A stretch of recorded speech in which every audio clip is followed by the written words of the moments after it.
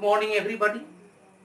मैं S K. Singh, director of chemistry class Sitamarhi, आपके सामने आने में थोड़ी सी देर हो गई। इस कोरोना वैश्विक महामारी में हम लोग सब अपने अपने घरों के भीतर हैं। जैसा कि हम अपने रिप्रेजेंटेशन क्लास में बताया था कि हम नियमित रूप से आपको आपके सिलेबस का वीडियो प्रोवाइड करते रहेंगे, लेकिन थोड़ी सी देर हो गई। तो चलें, हमारी बात अगर आपको समझ में आ जाए तो नियमित रूप से हमें कमेंट बॉक्स पे लिखते रहें, ताकि हम अपने आने वाले वीडियो में आपके प्रॉब्लम का सॉल्यूशन देते रहेंगे। हमारे वीडियो को आप सब्सक्राइब करें, लाइक करें, शेयर करें और बेल आइकन को दबाना नहीं भूलें। तो चलें, हम अपनी यूनिट स्टार्ट करते हैं सॉल्यूशन कि यह सॉल्यूशन होता क्या है। तो देखिए, इस सॉल्यूशन को हम दो रूप में जान सकते हैं। एक जान सकते हैं होमोजेनस मिक्सचर के रूप में, होमोजेनस मिक्सचर के रूप में। दूसरा जान सकते हैं हेट्रोजेनस मिक्सचर के रूप में, हेट्रोजेनस मिक्सचर के रूप में। होमोजेनस मिक्सचर और हेट्रोजेनस मिक्सचर, जनरली हम सॉल्यूशन को होमोजेनस मिक्सचर कहते हैं।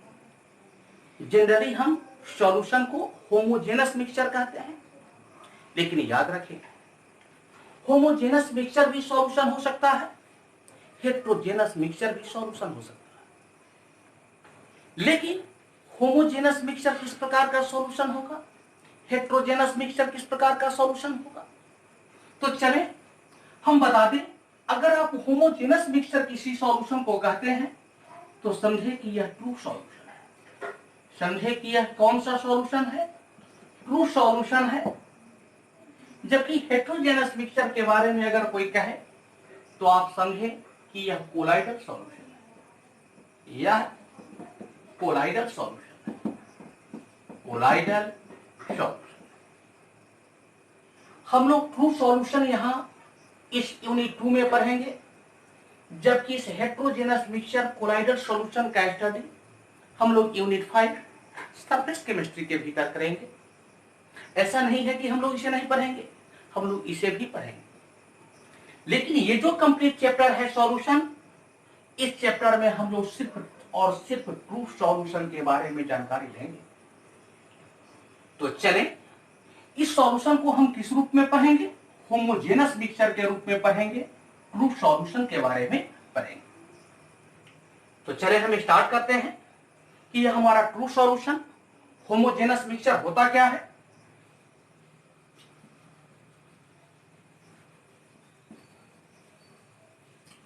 तो चलें, सबसे पहले हम सॉल्यूशन का डिफिनेशन लिखते हैं कि यह सॉल्यूशन होता क्या है। तो इस सॉल्यूशन के बारे में हम क्या लिखेंगे कि solution is a homogeneous mixture, homogeneous mixture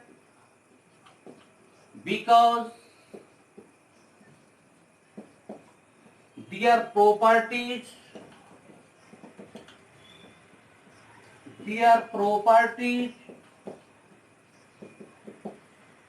and phase are uniform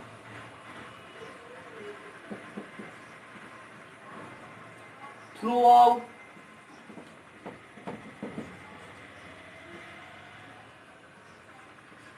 the solution or mixture। Clear? ये solution, true solution, true solution, solution होता क्या है। तो solution is a homogeneous mixture. Solution कैसा मिक्सचर है, होमोजेनस मिक्सचर है। But इस solution को हम होमोजेनस मिक्सचर क्यों कहते हैं, तो because their properties and phase are uniform throughout the solution or mixture। क्योंकि उस मिक्सचर के संपूर्ण भाग में या उस सॉल्यूशन के संपूर्ण भाग में जो उसका कैरेक्टर होता है, उसका प्रॉपर्टीज होता है, उसका फेज प्रावस्था होता है, वह यूनिफॉर्म अर्थात समान रूप में होता है। फॉर एग्जाम्पल, अगर हम आपको 2-3 पॉट देते हैं, फॉर एग्जाम्पल अगर हम पॉट ए लेते हैं, पॉट बी लेते हैं,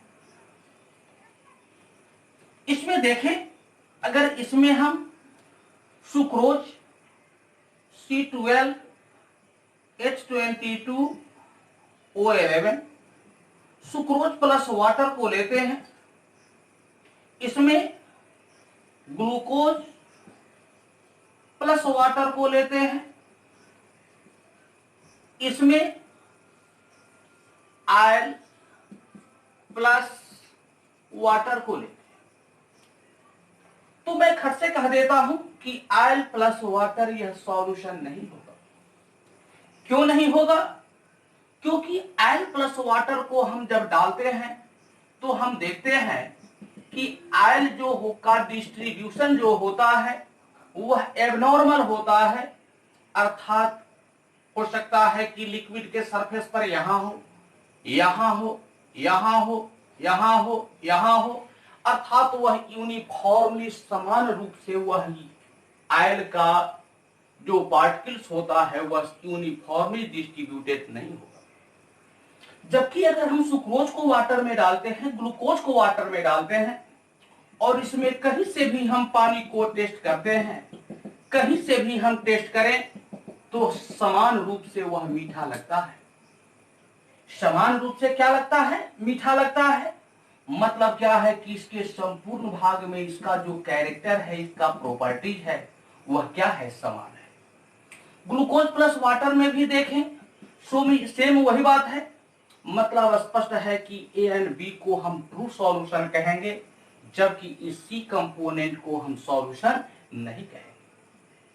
चलिए अगर फेज की बात करते हैं तो फेज क्या है? हम जब शुगर को, सुक्रोज को अलग रखे हुए हैं तो सुक्रोज किस स्टेट में है? सॉलिड स्टेट में है। लेकिन जब हम वाटर में डिजॉल्व करा देते हैं तो यह क्या करता है? यह अपने फेज को छोड़ देता है और यह वाटर के फेज को ही प्राप्त कर लेता है। It means in A solution both component exist into single phase. मतलब क्या कि इसका फेज भी क्या है? यूनिफॉर्म है।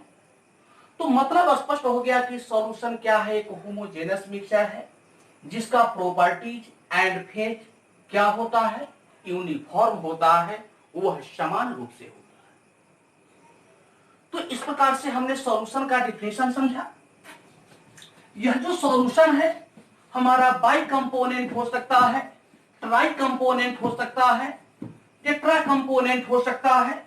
मतलब क्या है कि यह बाइनरी हो सकता है, ट्राइनरी हो सकता है, क्वाड्रनरी हो सकता है।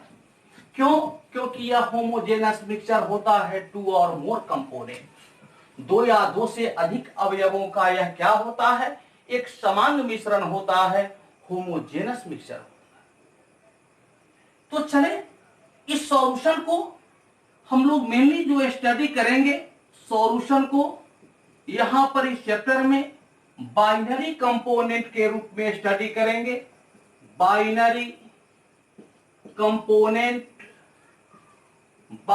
कंपोनेंट सॉल्यूशन का स्टडी करेंगे। यह सॉल्यूशन बाइनरी, बाई मींस क्या होता है? 2। बाई मींस क्या होता है? 2। इस सॉल्यूशन का मेनली 2 कंपोनेंट होता है। एक कंपोनेंट होता है सॉल्यूट, अदर कंपोनेंट होता है सोलवेंट। सोल्यूट, अदर कंपोनेंट क्या होता है? सोलवेंट। यह सोल्यूट क्या होता है? यह सोलवेंट क्या होता है? तो सोल्यूट के बारे में तो आप जानते हैं कि सोल्यूट वह है जो डिसॉल्व होता है, सोलवेंट वह है जो अपने में किसी को डिसॉल्व कर लेता है। तो सोल्यूट एंड सोल्वेंट को हम किस रूप में डिफाइन कर सकते हैं? तो मेनली जो हम डिफाइन करेंगे, तो देखें सोल्यूट को हम कैसे डिफाइन करते हैं। तो the substance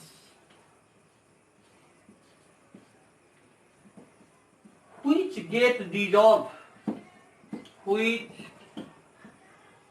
get dissolved and which quantity is small is called solid.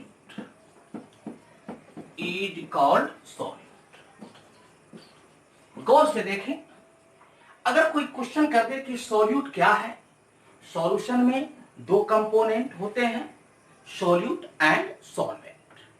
ये कंप्लीट चैप्टर हम लोग देखेंगे सॉल्यूट एंड सॉल्वेंट के ही आगे पीछे घूमेगा। सारे क्वांटिटी कैरेक्टर सब सॉल्यूट एंड सॉल्वेंट के ही आधार पर होंगे। तो सबसे पहले हम लोग जाने सॉल्यूट एंड सॉल्वेंट। तो सॉल्यूट क्या होता है?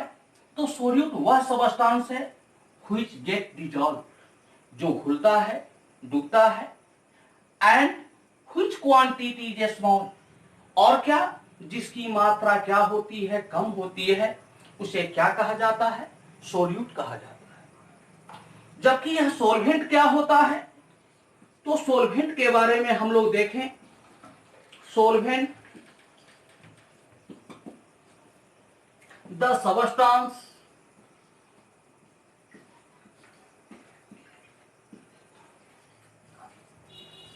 which quantity is large, which quantity is large is called solvent. It means solution का वह कंपोनेंट जिसकी क्वांटिटी क्या होती है, लार्ज होती है, उसे क्या कहा जाता है? सोल्वेंट कहा जाता है। सोल्यूट क्या है? तो the substance which get dissolved and which quantity is small is called solute. सोल्वेंट क्या है? तो the substance which quantity is large is called solvent. तो सोल्यूट एंड सोल्वेंट को हम मेनली इसी रूप में जानकारी रखें कि जिसकी क्वांटिटी स्मॉल होगी उसे सोल्यूट कहेंगे, जिसकी क्वांटिटी लार्ज होगी उसे हम सोल्वेंट कहेंगे। क्लियर? इट मींस हम लोग सोल्यूट एंड सोल्वेंट की जानकारी ले। तो अब चले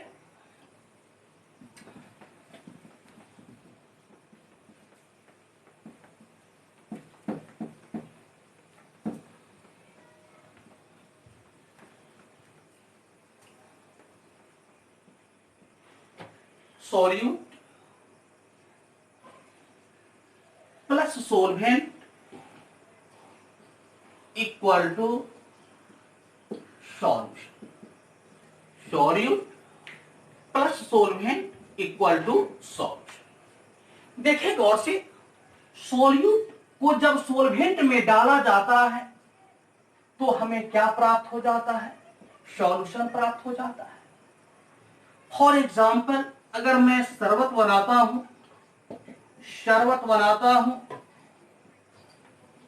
तो शरबत क्या है? सॉल्यूशन है। शरबत क्या है? सॉल्यूशन है। यह सॉल्यूशन हमें कैसे प्राप्त होता है? तो सुक्रोज प्लस वाटर। जब हम शरबत तैयार करते हैं तो क्या होता है? सुक्रोज की क्वांटिटी स्मॉल होती है। इट मीन सुक्रोज क्या हो गया? सॉल्यूट। सुक्रोज क्या हो गया? Solute.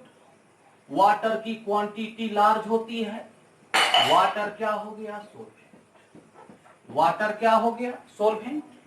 It means solute plus solvent equal to solution. It means शरबत क्या हो गया? हमारा सॉल्यूशन हो गया। शरबत क्या हो गया? सॉल्यूशन हो गया। तो चलें, हम लोगों ने अभी जानकारी लिया सॉल्यूशन के बारे में कि सॉल्यूशन क्या है, तो सॉल्यूशन एक होमोजेनस मिक्सचर है टू और मोर कंपोनेंट्स का। Why it is known as homogeneous mixture? तो मैंने कहा because their properties and phase are uniform throughout the solution और throughout the mixture. Solution को मेनली हम लोग बाइनरी कंपोनेंट के रूप में स्टडी करेंगे। बाइनरी कंपोनेंट कहने का मतलब क्या है कि it has mainly two components, one component is solute and other component is solvent. One component solute. What is solute? So the component which quantity is small. The component which quantity is small, that is called solute.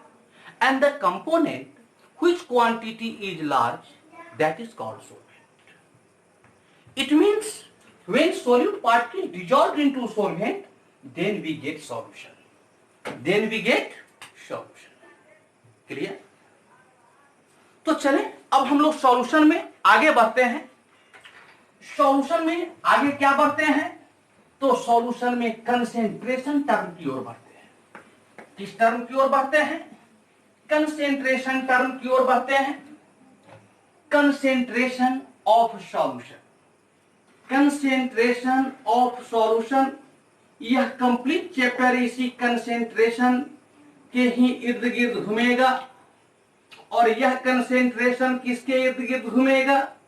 तो quantity, quantity of solute and solvent. इसलिए हमने सबसे पहले जानकारी दिया solute का and solvent का। तो हमारे पास टर्म आ रहा है, कौन सा टर्म? कंसेंट्रेशन।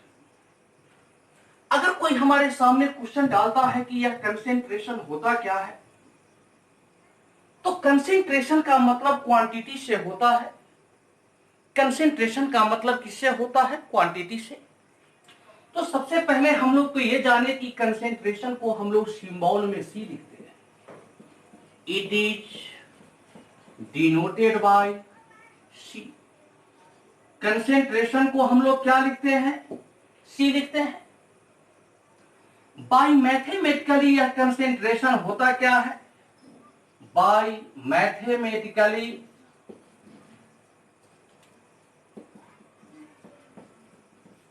ये जो कंसेंट्रेशन होता है C इक्वल टू होता है N by V। C equal to क्या होता है? N by V। यहां N क्या है? मोल है। V क्या है? वॉल्यूम है। तो यहां N क्या है? मोल है। V वॉल्यूम अर्थात लीटर है। जब मैं इसका यूनिट लिखूंगा तो इसका यूनिट क्या हो जाएगा? मोल पर लीटर, मोल पर लीटर। इट मींस कंसेंट्रेशन को हम कैसे डिफाइन करेंगे? तो कंसेंट्रेशन को हमने डिफाइन किया मोल। मोल क्या है? तो क्वांटिटी को दर्शाता है। पर लीटर मतलब 1 लीटर वॉल्यूम। मतलब स्पष्ट हो गया कि the quantity of solute, the quantity of solute in per liter of a solution is called concentration. इसे क्या कहा जाता है? कंसेंट्रेशन कहा जाता है। निश्चित रूप से हम लोग समझ गए होंगे इस कंसेंट्रेशन टर्म को कि कंसेंट्रेशन को स्मॉल में सी लिखते हैं। By mathematically concentration C equal to होता है N by V। N represents mole, V volume represents by litre. It means इसका यूनिट हमने निकाला, यूनिट आ गया मोल पर लीटर। यूनिट क्या आ गया? मोल पर लीटर। इट मींस इसके यूनिट से इसका डेफिनेशन क्लियर हो गया कि द क्वांटिटी ऑफ सॉल्यूट कितना में? तो पर litre of A solution is called concentration. इसे हम क्या कहते हैं? कंसेंट्रेशन कहते हैं। तो चले आज मैं आपको बता दूं, YouTube पर मेरा यह फर्स्ट एक्सपीरियंस, पहली रिप्रेजेंटेशन क्लास का वीडियो और ये सेकंड वीडियो हमने आपके सामने डाला आज। तो निश्चित तौर पर हम अपने आगे आने वाले वीडियो में और अच्छा करने का प्रयास करेंगे और आपको अच्छा देने का प्रयास करेंगे। वैसे तो चले हम लोग अपने बारे में तो बताया ही कि यह फर्स्ट एक्सपीरियंस है। हम आगे आने वाले वीडियो में और इंप्रूव करने की कोशिश करेंगे। ये फर्स्ट लेक्चर में हमने आपको व्हाट इज सॉल्यूशन के बारे में, सॉल्यूशन क्या है, सिर्फ इसकी जानकारी दिया। सॉल्यूशन में कंसेंट्रेशन को हमने डिफाइन किया। अब ये जो कंसेंट्रेशन है, इस कंसेंट्रेशन के बारे में हम और क्या कर सकते हैं?